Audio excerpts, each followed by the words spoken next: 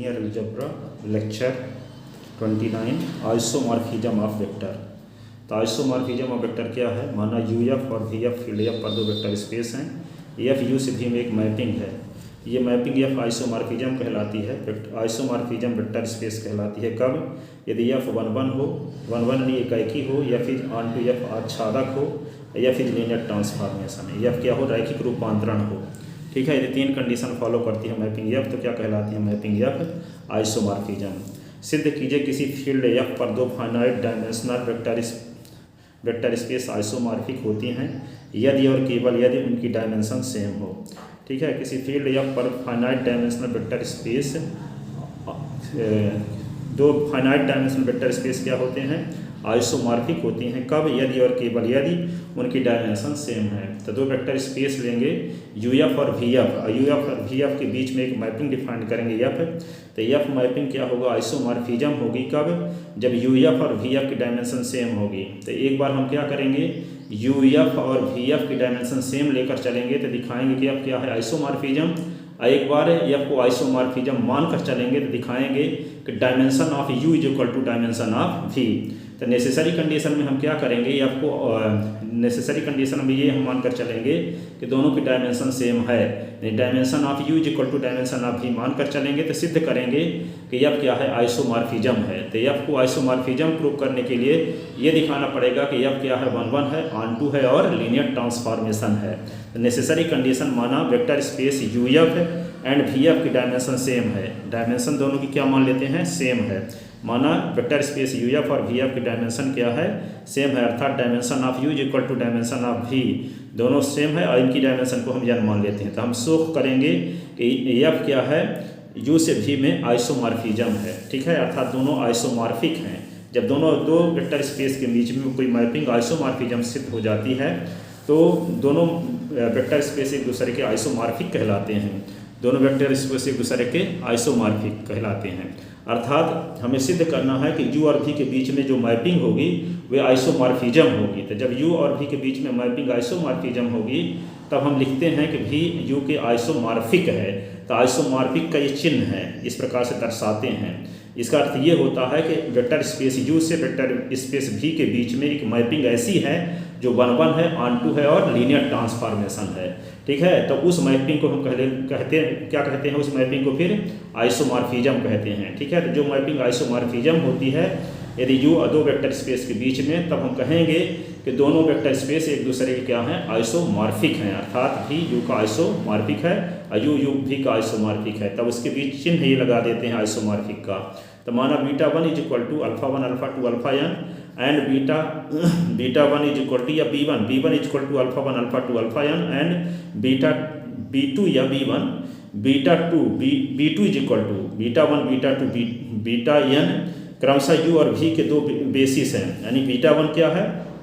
You का basis है। अब b2 क्या है? बेसिस यानी b मान सकते हैं। b1 क्या है? यू का बेसिस है और b2 क्या है? v का बेसिस है। तो हम एक मैपिंग यू से v में निम्नानुसार डिफाइन करते हैं कि यू के किसी एलिमेंट अल्फा में लगाते हैं एफ तो आता है बीटा। तो इस मैपिंग को हम क्या इस मैपिंग एफ को हम शो करेंगे कि मैपिंग एफ क्या है? आइसोमॉर्फिज्म है। तो मैपिंग एफ को आइसोमॉर्फिज्म प्रूव करने के लिए शो करना पड़ेगा कि एफ क्या है? 1 है, ऑन टू है और होमोमॉर्फिज्म है, लीनियर ट्रांसफॉर्मेशन है। तो हम क्या लेते हैं? तो जब अल्फा क्या है? अल्फा किसका एलिमेंट है? यू का। तो यू का बेसिस क्या है? b1 है और b1 के एलिमेंट क्या हैं? α1 α2 αn। ठीक है, तो अल्फा रिप्रेजेंट होगा यू के बेसिस b1 के वेक्टर के लीनियर कॉम्बिनेशन के फॉर्म में, इसलिए अल्फा को लिख दिए a1 α1 a2 α2 an αn belong in you. और बीटा किसका एलिमेंट है? v का। तो बीटा व्यक्त होगा v के बेसिस b2 के लीनियर वेक्टर के लीनियर कॉम्बिनेशन के फॉर्म में। तो यहाँ पे a1 β1 a2 β2 an βn belong in v। Now we have to show that f is isomorphism from u to v। आपको प्रूव करना है, हमें प्रूव करना है कि f क्या है? u से v के बीच में आइसोमॉर्फिज्म है। तो f को u से v के बीच आइसोमॉर्फिज्म प्रूव करने के लिए हमें शो करना होगा कि f is 1 f is onto, f is linear transformation, f is linear transformation, ये प्रूव करेंगे। तो पहले दिखाते हैं f इज 1 1। तो 1 1 दिखाने का क्या तरीका है?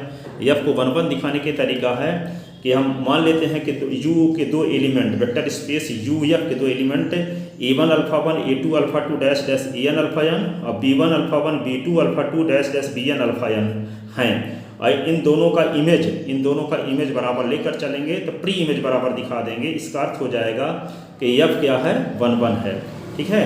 तो इन दोनों का इमेज बराबर लेकर चलते हैं, F के साथ इसको लिख लिए, F के साथ इसको लिख लिए। अब F की डेफिनेशन से क्या होगा, F जब लगाते हैं तो ये अल्फा 1 किस में बदल जाता है, बीटा 1 में, अल्फा 2 किस में बदल जाता है, बीटा 2 में, अल्फा n किस में बदल जाता है, बीटा n में। F लगाने से कैसे, यहाँ पे आपको बताया गया था जब F डिफाइंड किए थे। यहाँ पे देखिए F है, अल्फा में लगाते हैं F तो होता है बीटा 1, बीटा, और बीटा के एलिमेंट क्या हैं, अल्फा की मीनिंग है A1 alpha 1 A2 alpha 2 AN alpha n। तो इस एलिमेंट में जब F लगा देते हैं तो बन जाता है क्या, A1 बीटा 1, यानी अल्फा 1 किस में बदल गया, बीटा 1 में, alpha 2 beta 2, alpha n beta n में। तो F जब लगा दिए तो क्या आ जाएगा, A1 beta 1 A2 beta 2 dash dash AN beta n। इसमें F लगा दिए तो क्या आ गया, B1, ये अल्फा 1 बदल जाएगा बीटा 1 में, अल्फा 2 बीटा 2 में dash dash alpha n beta n में, ठीक है। अब यहाँ पे क्या, इसको इस साइड में ले आएंगे तो माइनस में हो जाएगा। तो A1 minus B1 beta 1 A2 minus B2 beta 2 AN minus BN beta n is equal to 0। अब बीटा 1 बीटा 2 बीटा n क्या है, वेक्टर स्पेस VF के बेसिस के वेक्टर हैं, इसलिए ये लीनियर डिपेंडेंस होंगे तो इनके जो कोफिशिएंट हैं वे सभी 0 होंगे। तो जब ये सब beta 1 beta 2 beta n V के बेसिस B2 के वेक्टर होने की वजह से लीनियर इंडिपेंडेंस होंगे, इसलिए क्या होगा, ये सभी कोफिशिएंट 0 के इक्वल होंगे। तो इसका मतलब क्या होगा, A1 B1 is equal to 0, A2 B2 is equal to 0, AN BN is equal to 0, ये 0 हो गया। इसका मतलब A1 is equal to 0, A2 is equal नहीं, A1 is equal to B1, A2 is equal to B2, AN is equal to BN। अर्थात क्या हुआ, A1 alpha 1 A2 alpha 2 AN alpha n की वैल्यू किसके बराबर होगी, B1 alpha 1 B2 alpha 2 dash dash BN alpha n। क्यों, क्योंकि B1 A1 के बराबर है, A2 B2 के बराबर है, AN BN के बराबर है, ये दोनों इक्वल हो गए। इस प्रकार हम क्या देखें, यहाँ पे दोनों का इमेज बराबर लेकर चले तो हम दिखा दिए प्री इमेज भी बराबर है जी, इट मीन्स F इज 1 1। जब हम इमेज बराबर लेकर चलते हैं तो प्री इमेज बराबर दिखा देते हैं, इसका मतलब F क्या होता है 1 1, F क्या होता है 1 1। अब हम क्या दिखाएंगे F को ऑन टू, तो F को ऑन टू दिखाने का क्या तरीका है, क्योंकि मैपिंग डिफाइंड है किसके किसके बीच, मैपिंग डिफाइंड है UF से VF के बीच में डिफाइंड है। तो इसके बीच में मैपिंग F को हम ऑन टू दिखाना चाहते हैं, तो इसका अर्थ ये है कि VF का ईच एलिमेंट UF के किसी न किसी एलिमेंट से रिलेटेड है। तो हम क्या करते हैं, VF का कोई आर्बिट्रेरी एलिमेंट लेते हैं और उस आर्बिट्रेरी एलिमेंट का कोई प्री इमेज मिल जाता है, तब हम कहते हैं कि V के ईच एलिमेंट का प्री इमेज मिलेगा। जब V के ईच एलिमेंट का प्री इमेज मिलेगा, इसका मतलब ये कि VF का ईच एलिमेंट UF का किसी न किसी एलिमेंट से रिलेटेड है। ऐसी कंडीशन में वो मैपिंग क्या हो जाती है ऑन टू। तो इसके लिए हम क्या करते हैं, VF का कोई आर्बिट्रेरी एलिमेंट मानकर चलते हैं और ये दिखाने की कोशिश करते हैं कि उस एलिमेंट के करेस्पॉन्डिंग U में कोई एलिमेंट ऐसा है जिसमें F लगाते हैं तब वो एलिमेंट आता है जो हम माने हैं। ऐसी कंडीशन में वे मैपिंग क्या होती है ऑन टू। तो मान लिए क्या कि यहाँ पे A1 beta 1 A2 beta 2 dash dash AN beta n V का कोई आर्बिट्रेरी एलिमेंट है, तब इस एलिमेंट के करेस्पॉन्डिंग डोमेन U में एक element A1 alpha 1 A2 alpha 2 dash dash AN alpha n का एग्जिस्टेंस इस प्रकार से है कि इस एलिमेंट में लगाते हैं क्या F, तब आता है A1 beta 1 A2 beta 2 dash dash AN beta n, जिसका अर्थ है कि यह कोडोमेन का ईच एलिमेंट डोमेन के किसी न किसी एलिमेंट से रिलेटेड है। क्योंकि कोडोमेन का आर्बिट्रेरी एलिमेंट मानकर चले तो उस एलिमेंट का डोमेन में प्री इमेज मिल गया, अर्थात कोडोमेन का ईच एलिमेंट का कोडोमेन के ईच एलिमेंट का प्री इमेज मिल रहा होगा। ऐसी कंडीशन में वो मैपिंग क्या कहलाती है ऑन टू, ठीक है। या दूसरे शब्दों में ये बोल सकते हैं कि यदि दो सेट के बीच है ऑन टू दिखाना हो तो कोडोमेन का कोई आर्बिट्रेरी एलिमेंट लेते हैं, उस आर्बिट्रेरी एलिमेंट के करेस्पॉन्डिंग डोमेन में यदि कोई ऐसा एलिमेंट मिल जाता है जिसमें F लगाते हैं तो वह एलिमेंट आता है जो हम माने हैं, जिसका अर्थ ये होता है कि कोडोमेन का ईच एलिमेंट डोमेन के किसी न किसी एलिमेंट से रिलेटेड है। ऐसी कंडीशन में वो मैपिंग क्या होती है ऑन टू होती है, hence F is onto. और F इज लीनियर ट्रांसफॉर्मेशन, तो alpha is equal to A1 alpha 1 A2 alpha 2 dash dash AN alpha n, और beta is equal to B1 alpha 1 B2 alpha 2 और BN alpha n belonging U। अब हम U के दो element ले लिए alpha और बीटा, और फील्ड के 2 एलिमेंट ले लिए, कौन कौन, ए और बी बिलोंग इन एफ है।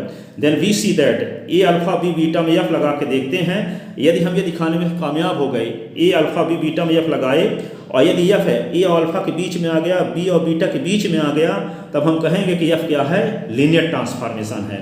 इसलिए हम एफ लिखे, ए को उतार लिए, अल्फा की वैल्यू ये रख दिए और बी लिख लिए और बीटा के स्थान पे क्या लिख दिए, B1 alpha 1 बी2 alpha 2 bn alpha n। ठीक है, अब ये लिखने के बाद क्या करेंगे कि यहाँ पे ए का गुना, ए का मल्टीप्लाई इन सभी के साथ कर दिए और बी का मल्टीप्लाई सभी के साथ कर दिए, फिर इन दोनों को इकट्ठा कर दिए, जिसमें अल्फा 1 है उनको इकट्ठा कर लिए, जिसमें अल्फा 2 उनको इकट्ठा कर लिए, जिसमें अल्फा n उनको इकट्ठा कर लिए। ठीक है, अब अल्फा 1 इनसे कॉमन ले लिए थे, a1 plus B bn alpha 1, a2 plus B b2 alpha 2, an b bn alpha an। अब इसमें यफ लगा है, तो यफ जब लगाते हैं तो क्या होता है, अल्फा 1 किस में बदल जाता है, बीटा 1 में, अल्फा 2 किस में बदल जाता है, बीटा 2 में, और अल्फा n किस में बदल जाता है, बीटा n में।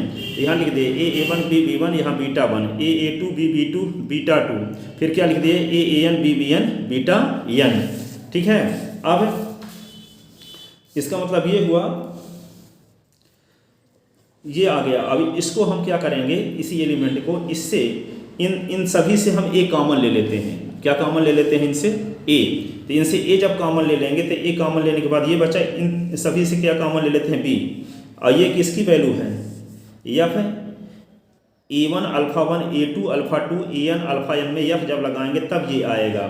अब यहाँ पे b1 alpha 1 b2 alpha 2 bn alpha n में एफ लगाएंगे तब ये आएगा। इसका मतलब क्या है, ये किसकी वैल्यू है, अल्फा की, ये किसकी वैल्यू है, बीटा की। तो यहाँ क्या आ गया, A F alpha B F beta. इसका मतलब एफ क्या है, लीनियर ट्रांसफॉर्मेशन है। It means F is linear transformation. अतः एफ यू से भी में आइसोमॉर्फिज्म हुआ, क्योंकि हम एफ को दिखा दिए कि एफ 1 भी है, ऑन2 भी है और लीनियर ट्रांसफॉर्मेशन भी है। इसका मतलब एफ क्या है, यू से भी में आइसोमॉर्फिज्म है। तो जब एफ यू से भी में आइसोमॉर्फिज्म है तब भी क्या होगा, यू के आइसोमॉर्फिक होगा। और जब भी यू के आइसोमॉर्फिक होगा तो इसको लिखने का तरीका ये है। इसका मतलब इन दोनों के बीच में एक मैपिंग ऐसी है जो आइसोमॉर्फिज्म टाइप की है। ऐसी कंडीशन में भी कहलाता है यू के आइसोमॉर्फिक है। Hence condition is necessary. अब हम सफिशिएंट कंडीशन देखते हैं। सफिशिएंट कंडीशन माना यू एफ और वी एफ, मान लेते हैं कि वी एफ यू एफ के आइसोमॉर्फिक है, तो हम ये सिद्ध करेंगे कि इन दोनों की डायमेंशन सेम है। अर्थात एफ यू से वी में एक आइसोमॉर्फिज्म है, तो then we have to show that dimension of U is equal to dimension of V, अर्थात डायमेंशन ऑफ, मान लेते हैं कि dimension of U is equal to N है। यदि हम ये सिद्ध करने में कामयाब हो गए कि dimension of V is equal to N, तो थ्योरम प्रूव हो जाएगी, अर्थात सफिशिएंट कंडीशन भी प्रूव हो जाएगा। ठीक है, तो मान लेते हैं कि जब dimension of U is equal to हम माने हैं एन, तो यू के बेसिस में एलिमेंट की संख्या क्या होगी, एन। तो मान लेते हैं कि S is equal to alpha 1 alpha 2 dash dash alpha N, U का कोई बेसिस है। चूंकि एफ यू से वी में क्या है, एक मैपिंग है, इसलिए इन एलिमेंट में जब एफ लगा देंगे तो किसका एलिमेंट आ जाएगा, वी का आ जाएगा, वी का सबसेट प्राप्त हो जाएगा। यानी यू के किसी सबसेट में एफ लगा देंगे तो क्या आ जाएगा, वी का कोई सबसेट आ जाएगा। ठीक है, क्योंकि सभी एलिमेंट यू के, यानी यू के डिफरेंट एलिमेंट वी के डिफरेंट एलिमेंट से रिलेटेड है। क्यों, क्योंकि यू से वी के बीच में एफ क्या है, आइसोमॉर्फिज्म है। तो जब एफ आइसोमॉर्फिज्म है तो एफ क्या होगी, 1 भी होगी, ऑन2 भी होगी और लीनियर ट्रांसफॉर्मेशन भी होगी। इसलिए यस के एलिमेंट में जब एफ लगा देंगे तो जो एलिमेंट प्राप्त होंगे वे क्या होगा, उस सेट का नाम S1 रख लेते हैं और S1 क्या होगा, वी का सबसेट होगा। तो यदि हम S1 को ये प्रूव करने में कामयाब हो गए कि S1 वी का बेसिस है, तो ऐसी कंडीशन में वी की डायमेंशन भी n हो जाएगी, जबकि हम dimension of U is equal to n मानकर ही चले हैं। ठीक है, तो एफ के आइसोमॉर्फिज्म होने की वजह से एफ इज क्या है, एफ इज 1 एफ इज ऑन2 एफ इज लीनियर ट्रांसफॉर्मेशन। क्यों, इसलिए S1 के ऑल एलिमेंट डिफरेंट हैं। S1 के ऑल में चूंकि S1 के ऑल एलिमेंट क्या है, डिफरेंट हैं। यदि संभव हो तो मान लिया S1 के ऑल एलिमेंट डिफरेंट क्यों है, क्योंकि इन सभी एलिमेंट में एफ लगाने से ये एलिमेंट प्राप्त हो रहे हैं, तो ये एलिमेंट क्या होंगे, डिफरेंट होंगे। यदि संभव है कि नहीं डिफरेंट नहीं होंगे तो हम मान लेते हैं कि दो एलिमेंट बराबर हैं। F alpha I is equal to F alpha J मानकर चलते हैं। तो एफ क्या है, एफ आइसोमॉर्फिज्म है, तो एफ 1 होगा। जब एफ 1 होगा तो इमेज बराबर होने पर प्री इमेज भी बराबर होगा। तो ये alpha I is equal to alpha j. ठीक है, जब alpha I is equal to alpha j आ गया तो इसका मतलब क्या है कि यस के दो एलिमेंट बराबर है, जबकि ऐसा नहीं है, क्योंकि यस में यानी एलिमेंट डिफरेंट हैं, तभी क्या होगी, यू की डायमेंशन n होगी। यदि यस के एलिमेंट दो बराबर हो गए तो इसका मतलब dimension of U is equal to n नहीं होगी। इससे ये स्पष्ट हुआ कि यस में जो एलिमेंट हैं n वे सब डिफरेंट हैं। लेकिन यहाँ से क्या आ जाता है, alpha is equal to alpha j आ जाता है। इसका अर्थ ये हुआ कि यस के दो एलिमेंट बराबर आ जाते हैं। इसका मतलब क्या हुआ कि यस वन के दो एलिमेंट जब बराबर लेते हैं तो यस के दो एलिमेंट बराबर हो जाते हैं, जबकि यस में कोई भी एलिमेंट रिपीट नहीं है, बराबर नहीं है दो एलिमेंट, यस के सभी एलिमेंट डिफरेंट हैं। इसका मतलब क्या हुआ कि यहाँ पे F alpha is equal to F alpha J, ये दोनों बराबर नहीं हो सकते, भी चीज़ इम्पॉसिबल, ठीक है। अतः यस वन में भी n एलिमेंट हैं। यस वन में कितने एलिमेंट हैं, n एलिमेंट हैं। यस वन में कितने एलिमेंट हैं, n एलिमेंट हैं। अब हम ये प्रूव करेंगे, अब हम शो करेंगे कि यस वन भी का बेसिस है, शो करेंगे कि क्या है, यस वन भी का बेसिस है। तो यू एफ यू से भी में ऑन टू है, अतः ईच बीटा बिलोंग इन भी के लिए अल्फा बिलोंग इन यू का एग्जिस्टेंस इस प्रकार से होगा कि F alpha is equal to beta, क्योंकि यफ यू से भी में क्या है, ऑन टू है। तब भी का ईच एलिमेंट के करेस्पॉन्डिंग यू में कोई ना कोई एक एलिमेंट ऐसा मिलेगा जिसमें एफ लगाएंगे तो वे एलिमेंट आएगा। तो मान लेते हैं कि बीटा बिलोंग इन भी का कोई एलिमेंट है, तो बीटा के करेस्पॉन्डिंग यू में कोई ना कोई एलिमेंट ऐसा होगा जिसमें एफ लगाएंगे तो वे एलिमेंट बीटा आएगा। तो मान लेते हैं कि बीटा के करेस्पॉन्डिंग यू में एक एलिमेंट अल्फा है जिसमें एफ लगाते हैं तो बीटा आता है। तो अल्फा क्या होगा, अल्फा व्यक्त होगा यू के बेसिस के वेक्टर के लीनियर कॉम्बिनेशन के फॉर्म में। तो यू क्या बेसिस क्या माने हैं, यस माने हैं, तो यस के वेक्टर क्या है, alpha one alpha two alpha N है। तो अल्फा व्यक्त होगा यस के वेक्टर के लीनियर कॉम्बिनेशन के फॉर्म में, तो a one alpha one, a two alpha two, dash dash a n alpha n. अब एफ लगा दिया तो f alpha is equal to beta. तो एफ क्या है, बीटा। अब यहाँ पे बीटा एफ बीटा, ये एफ अल्फा को लिख सकते हैं, अल्फा को लिख सकते हैं f a one alpha one, a two alpha two, a n alpha n. F क्या है, लीनियर ट्रांसफॉर्मेशन है, क्योंकि एफ यू से भी में आइसोमॉर्फिज्म दिया है तो वन वन भी होगा, ऑन टू भी होगा और लीनियर ट्रांसफॉर्मेशन भी होगा। तो जब एफ लीनियर ट्रांसफॉर्मेशन है तो लीनियर ट्रांसफॉर्मेशन की कंडीशन को सेटिस्फाई करेगा। तो a one f alpha one, a two F alpha two, dash dash a n f alpha n, ठीक है। तो बीटा बराबर क्या आ गया, a one f alpha one, a two F alpha two, dash dash a n f alpha n. इस प्रकार हम जो बीटा लिए थे भी का कोई आर्बिट्रेरी एलिमेंट, तो वह व्यक्त हो गया यस वन के वेक्टर के लीनियर कॉम्बिनेशन के फॉर्म में। इस प्रकार जब भी का आर्बिट्रेरी एलिमेंट यस वन के वेक्टर के लीनियर कॉम्बिनेशन के फॉर्म में रिप्रेजेंट हो गया, इसका अर्थ ये हुआ कि भी का ईच एलिमेंट यस वन के वेक्टर के लीनियर कॉम्बिनेशन के फॉर्म में रिप्रेजेंट होगा। अतः हम ये कह सकते हैं कि जो भी है जनरेटेड बाय यस, अर्थात ये कह सकते हैं कि V linear span of S one. अतः यस वन के वेक्टर लीनियर कॉम्बिनेशन के फॉर्म में रिप्रेजेंट है। तो भी का ईच एलिमेंट यस वन के वेक्टर के लीनियर कॉम्बिनेशन के फॉर्म में रिप्रेजेंट होगा, अर्थात linear span of S one is equal to क्या हो गया, वी। अब हम शो करेंगे कि यस वन के वेक्टर क्या है, लीनियर इंडिपेंडेंस है। तो ये शो करने के यस वन के वेक्टर लीनियर इंडिपेंडेंस है, ये शो करने के लिए क्या करेंगे, यहाँ पे यस वन में जितने एलिमेंट हैं उतने फील्ड के एलिमेंट लेंगे और यस वन के एलिमेंट और फील्ड के एलिमेंट के मल्टीप्लिकेशन का सम जीरो के इक्वल लेकर चलेंगे, जीरो के इक्वल लेकर चलेंगे, अर्थात भी के आइडेंटिटी एलिमेंट के इक्वल लेकर चलेंगे। ये दिखाने की कोशिश करेंगे कि सभी स्केलर की वैल्यू जीरो के इक्वल है, तभी हम कह पाएंगे कि f alpha one, f alpha two, F alpha n क्या है, लीनियर इंडिपेंडेंस है। तो a one a two a n belong in f के लिए a one f alpha one, a two F alpha two, dash dash a n f alpha n is equal to zero dash है, ठीक है, क्योंकि zero dash भी का identity element है। भी का यहाँ आइडेंटिटी एलिमेंट लेंगे क्योंकि ये एलिमेंट किसके एलिमेंट हैं, भी के एलिमेंट हैं, तो यहाँ भी का आइडेंटिटी एलिमेंट लेंगे। यदि यहाँ ये एलिमेंट किसके एलिमेंट होते, ये एलिमेंट किसके एलिमेंट होते, यू के एलिमेंट होते, तो यहाँ यू का आइडेंटिटी एलिमेंट लेते। तो यू के आइडेंटिटी एलिमेंट को जीरो से और भी के आइडेंटिटी एलिमेंट को जीरो डैश से डिनोट किया गया है यहाँ। तो यहाँ पे एफ क्या है, लीनियर ट्रांसफॉर्मेशन है, इसलिए यहाँ पे इसको एफ को बाहर कर लिए, a one alpha one, a two alpha two, a n alpha n is equal to zero dash बराबर क्या लिख सकते हैं, एफ जीरो। एफ क्या है, आइसोमॉर्फिज्म है। तो जब आइसोमॉर्फिज्म है तो वन वन होगा, ऑन टू होगा और लीनियर ट्रांसफॉर्मेशन होगा। इसलिए वन वन होने की वजह से क्या होगा, जब इमेज बराबर रहेगा तो प्री इमेज भी बराबर हो जाएगा। एफ वन वन है, तो यहाँ पे a one alpha one plus a two alpha two, a n alpha equal to zero. इसका मतलब क्या हुआ, S one alpha one alpha two alpha a n किसके वेक्टर हैं, यस के वेक्टर हैं। यस क्या है, यू का बेसिस है। तो जब यस यू का बेसिस है तो उसके वेक्टर क्या होंगे, लीनियर इंडिपेंडेंस होंगे।